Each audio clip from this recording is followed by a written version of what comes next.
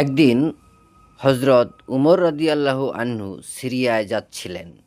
পথের পাশে একটি ছোট্ট তাঁবু দেখতে পেলেন। হঠাৎ তিনি দেখলেন এক বৃদ্ধা তাঁবুর পাশে মলিন মুখে বসে আছেন।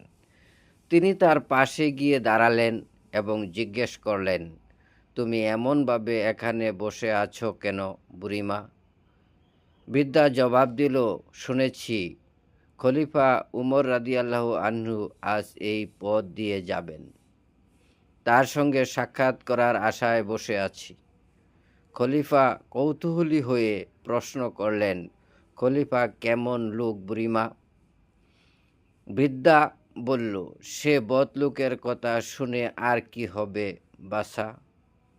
খলিফা হেসে জিজ্ঞেস করলেন, তাকে বদলোক বলছো কেন, বুড়িমা? বৃদ্ধা রাগান্বিত হয়ে বলল, কেন বলবো না বাছা?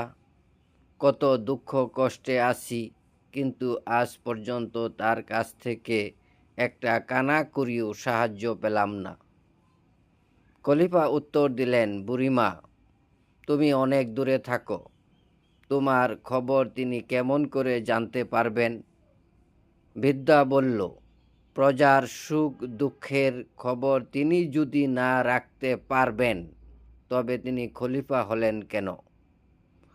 খলিফা হাসলেন আর বললেন, সত্যি আজ তোমার কাছ থেকে একটা নতুন জ্ঞান লাভ করলাম। সব প্রজার সুখ দুঃখের খবর রাখা খলিফার কর্তব্য। হজরত উমর রাদিয়াল্লাহু আনহু খলিফা হওয়ার পর থেকে তুমি যত কষ্ট পাইয়াছ, কত টাকা দিলে তাকে ক্ষমা করে দিবে?